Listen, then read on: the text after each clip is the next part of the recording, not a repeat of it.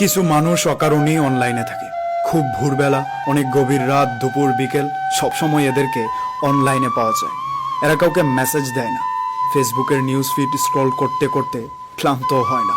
একবার news feed, একবার Messenger পালাক্রমে ঘুরে বেড়ায়, কিন্তু কাউকে নক করে না।